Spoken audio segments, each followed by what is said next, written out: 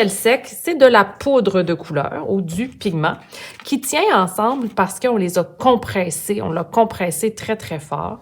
Et ça donne quelque chose qui est assez salissant. Donc, c'est vraiment la première chose importante à savoir quand on fait du pastel sec, c'est que ça salit les doigts. Donc, on lève bien nos manches. Si tu veux mettre un couvre-tout pour protéger tes vêtements, c'est un beau chandail blanc. C'est une très bonne idée. Donc, puisque c'est salissant, ben ça pourrait faire des traces sur ta feuille. Donc, je te suggère toujours de garder une main parfaitement propre. Donc, moi, je suis droitière. Je vais utiliser ma main droite pour utiliser le pastel. Ça veut dire que ma main gauche, je vais m'assurer qu'elle ne touche pas au pastel. Et je vais même me garder un papier brun près de moi que je vais déposer comme ça sur mon carton pour m'assurer qu'il n'y aura pas de traces de doigts. Donc, la deuxième chose importante à savoir, c'est que c'est assez fragile. Hein? On voit ici, ils ont été cassés plusieurs fois. En fait, tous ceux qui ont été utilisés ou presque, ont été cassés. Donc, il faut y aller doucement. Ce sont de très beaux pastels ici. Ils sont presque neufs.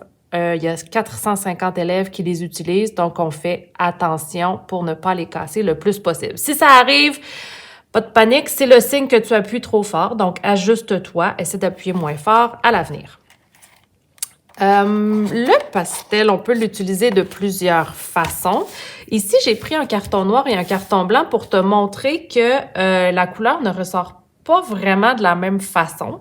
Donc, peut-être que toi, tu aimes travailler sur le noir ou le blanc, c'est selon ton choix. Donc, on peut utiliser le côté du pastel comme ça pour faire une grande surface. On peut utiliser le côté un peu plus étroit. Ou bien, on peut utiliser un bout qui est plus pointu si on veut faire des lignes qui sont plus fines, donc qui sont encore plus étroites. Donc, ce que j'aime faire, c'est, si par exemple, je suis en train de faire un ciel ou de l'eau, mais ce serait de venir mélanger les teintes de couleurs. Donc, les nuances, hein, plutôt, ce sont différentes nuances de bleu. J'aimerais ajouter du violet. Et là, avec mon doigt, je vais pouvoir créer des mélanges. Donc, tu vois, avec mon doigt comme ça, je prends un doigt, j'en prends pas 4, là, je prends encore moins ma main au complet. Donc, je prends pas ma main pour mélanger. J'essaie d'avoir un mouvement qui est assez contrôlé, puis je fais des petits mouvements comme ça. Donc, je fais pas des grands mouvements avec mon doigt. Je ne pense pas que le résultat serait très intéressant. On préfère avoir un résultat qui est contrôlé. Donc, je sais où je m'en vais, je regarde ce que je fais. Et tu vois, comme ça, mes nuances de bleu se sont mélangées.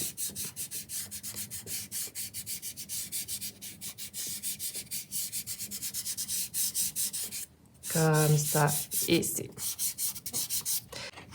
Si je veux faire des dégradés de couleurs, super intéressant aussi, je te suggère de jeter un petit coup d'œil au cercle chromatique avant de faire des mélanges de couleurs. On essaie de mélanger les couleurs qui sont les unes à côté des autres sur notre cercle chromatique. Un bon truc, c'est de mélanger les couleurs chaudes ensemble ou les couleurs froides. On est à peu près sûr de ne pas se tromper. Mais on pourrait quand même les mélanger, par exemple, partir du bleu vers le vert jusqu'au jaune. Ça poserait pas problème si on le fait dans cet ordre-là. Même chose pour le bleu vers le violet, le magenta et le rouge.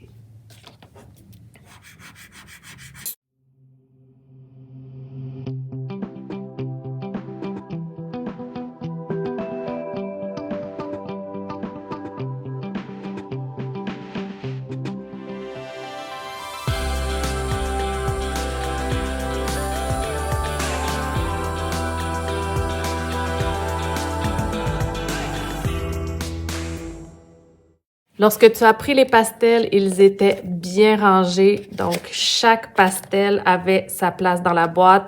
Super important, quand vient le temps de les ranger, on les remet exactement comme ça, c'est-à-dire chaque pastel dans le petit espace. S'ils sont cassés, mais essaie de mettre la même couleur ensemble pour pas te retrouver, par exemple, avec un jaune puis un bout de bleu ici. Donc, on essaie de les ranger comme ça. Amuse-toi!